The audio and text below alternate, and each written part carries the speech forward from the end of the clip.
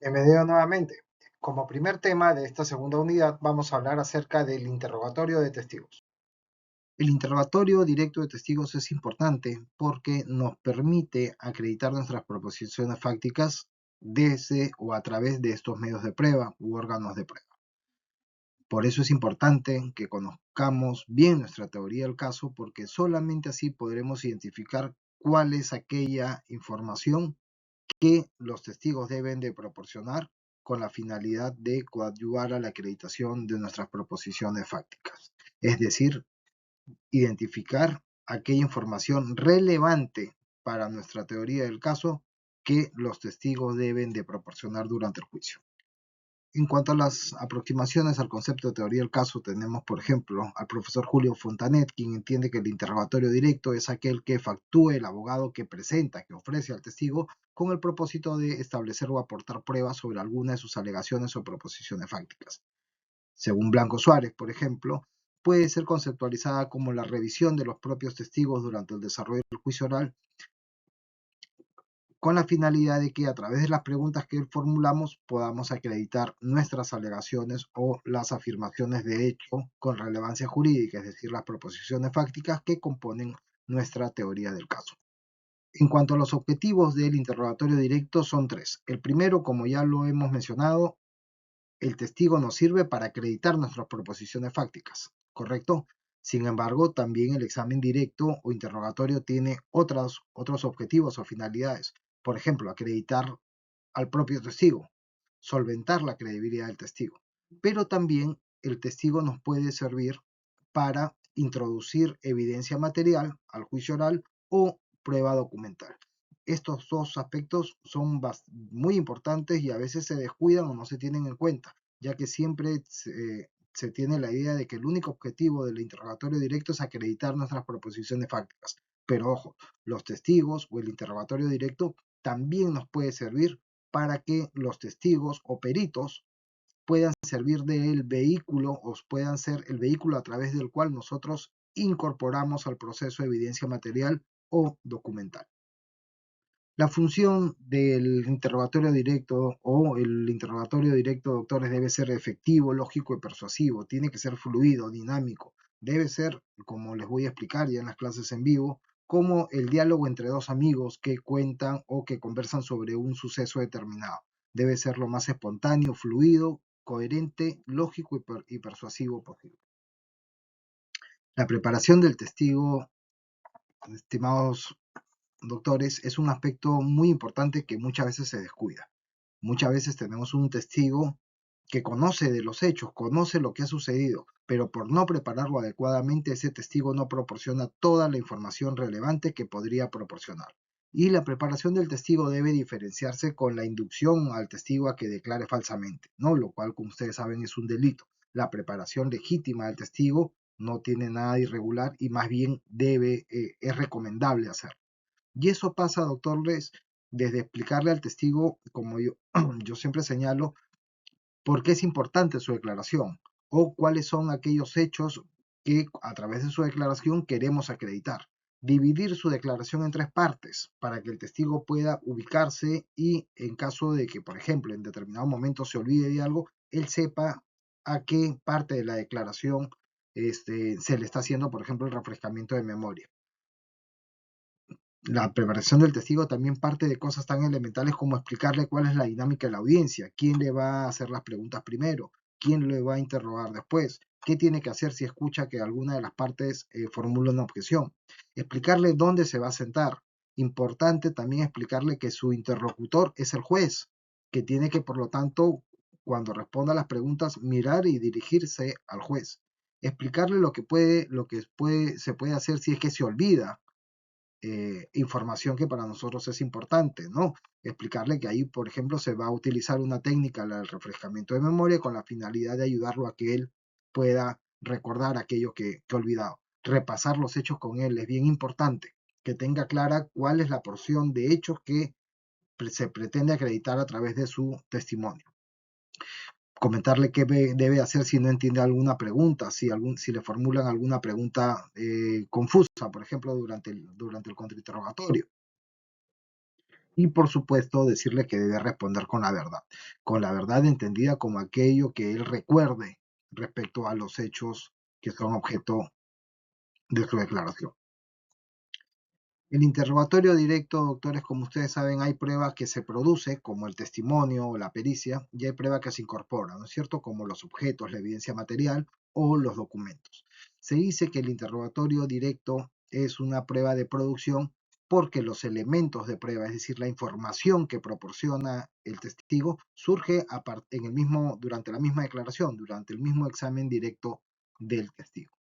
Importante de explicarle al testigo la dinámica del interrogatorio, explicarle que primero quien está ofreciendo al testigo es el que lo va a interrogar a través de preguntas abiertas y luego va a venir un contrainterrogatorio de la contraparte, ya sea fiscal o defensor, dependiendo de quién haya ofrecido la declaración de dicho testigo.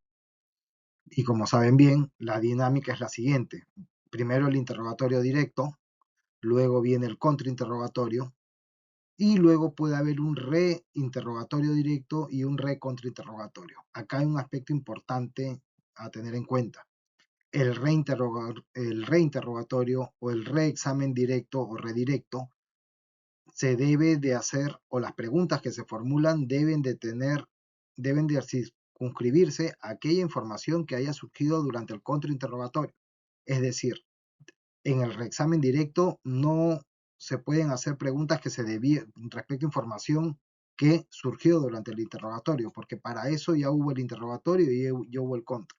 En buena cuenta, doctores, el redirecto no es una oportunidad para que la parte que ofreció al testigo le haga las preguntas que no formuló o que debió formular durante el interrogatorio directo. Eso es muy importante tenerlo en cuenta. El tipo de preguntas que se puede hacer durante el interrogatorio directo, ustedes saben, son preguntas abiertas y cerradas. No están permitidas durante el interrogatorio directo las preguntas sugestivas, entendiendo como tales aquellas que contienen ya la respuesta, ¿correcto? Y hay que diferenciarlas de las preguntas cerradas. Las preguntas cerradas no sugieren la respuesta, sino que más bien delimitan el marco, las posibles respuestas del testigo. Si yo le pregunto, por ejemplo, a una persona si tiene hijos, esa es una pregunta cerrada. La persona me dirá si tengo o no tengo. Una pregunta sugestiva sería, ¿usted tiene cuántos hijos tiene? Porque en este segundo caso yo ya estoy sugiriendo que la persona tiene hijos y solamente quiero saber cuántos son los hijos que tiene. Ejemplos de preguntas abiertas son aquellas que típicamente comienzan con qué, quién, dónde, cómo, cuándo, por qué sucedió tal cosa o qué sucedió, ¿no? Ahora, hay que tener cuidado de diferenciar las preguntas de las frases de transición. Las frases de transición son importantes porque nos permiten ir de un lado a otro de la declaración del testigo de manera ordenada y amistosa para el testigo. Por ejemplo, si este es un testigo eh, presencial de los hechos, imaginemos de un hurto, imaginemos que yo le hice ya una serie de preguntas que le dieron oportunidad al testigo de describir qué fue lo que observó durante el hurto, yo podría utilizar una frase de transición, por ejemplo, para retroceder en el tiempo y preguntarle al testigo, por ejemplo, para que el testigo diga qué hacía en ese lugar, ¿no? Le podría decir, señor Pérez, por favor, retrocedamos una hora antes del hurto. Digamos, ¿dónde estaba usted? Él me dirá, bueno, estuve en mi casa. Y luego, ¿qué sucede? ¿Qué hizo? Bueno, me fui a tal lugar porque tenía que hacer compras en el centro comercial.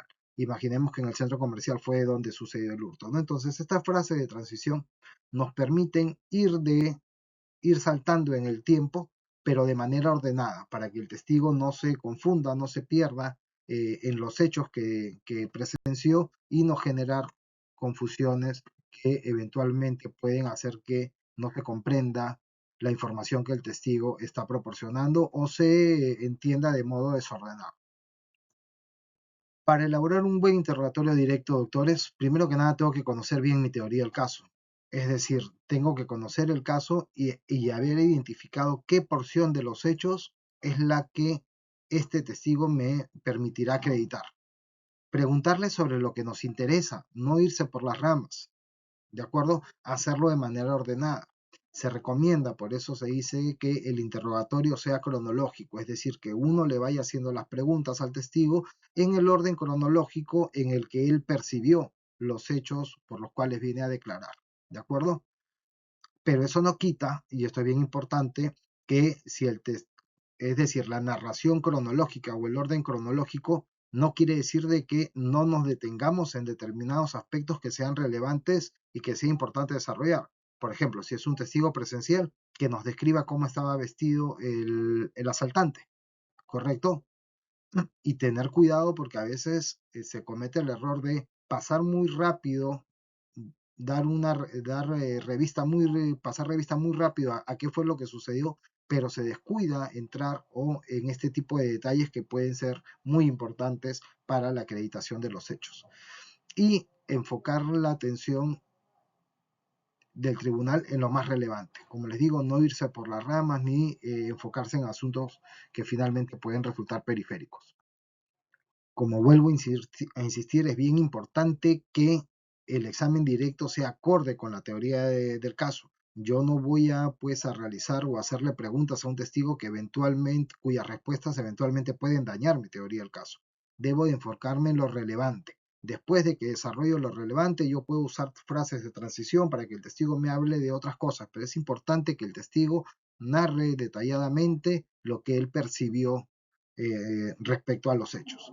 Y es bien importante también diferenciar al testigo de, por ejemplo, el testigo de referencia. El testigo está ahí sentado porque en principio es alguien que percibió a través de sus sentidos algún hecho relevante para el caso. El testigo de referencia, por ejemplo, es un testigo que no presenció los hechos, sino que tomó conocimiento de los hechos a partir de una tercera fuente, porque alguien le contó, el famoso testigo de oído, ¿no? Y el testigo de referencia, como vamos a explicar en la clase en vivo, eh, es una persona cuya declaración no se puede utilizar sino salvo para identificar a cuál es el testigo fuente o a través del cual obtuvo la información. La declaración o el interrogatorio tiene que ser breve, conciso, pero eso no quiere decir de que saltemos detalles importantes, como les decía hace un momento. Uno debe utilizar voz clara, modulada, y alta para que el testigo pueda escuchar. Bien importante, doctores, traten de utilizar material audiovisual todas las veces que pueda para mejor ilustrar y se comprenda mejor el relato del testigo. Y haga contacto visual con el testigo, pero explíquele que sus respuestas debe dirigirlas al juzgador. Y recuerden que en el interrogatorio directo, la estrella es el testigo, es él el que proporciona la información, contrariamente a lo que sucede en el contrainterrogatorio, donde es el contrainterrogador el que maneja el contrainterrogatorio y es pues la estrella, ¿no? Veamos ahora cuál es la estructura recomendada del interrogatorio directo.